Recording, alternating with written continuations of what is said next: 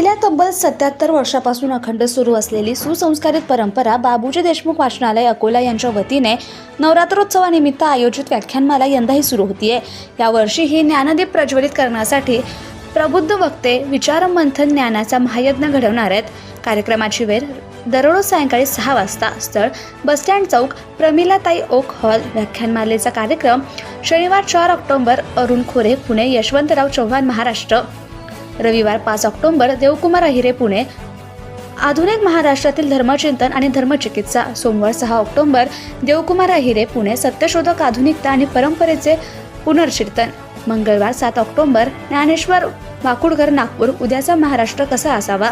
बुधवार 8 ऑक्टोबर ज्ञानेश्वर वाकुडकर नागपूर, कधी कृष्ण कधी बुद्ध विचारांचे संगम।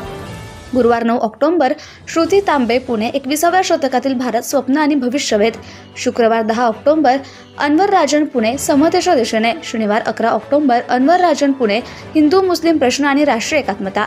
रविवार 12 ऑक्टोबर प्राध्यापक नितेश नवसागरे पुणे, भारतीय संविधानाचे 75वे वर्ष, चिंतन आणि आकलन। काव्यात्मक स्पर्श, विचारांची उधळण, ज्ञानदीपांचा प्रकाश, प्रत्येक व्याख्यानात दडलेला समाजाचा आभास, धर्म, समता, एकात्मतेचा मार्ग, संविधानाच्या वाटेवर भविष्याचा भार।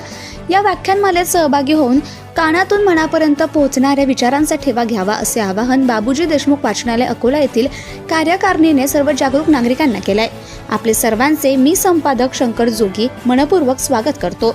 ताज्या घडामोडी आणि बातम्या जाणून घेण्यासाठी या चॅनलला लाईक करा आणि सबस्क्राईब करा। Subscribe now and press the bell icon. Never miss an update.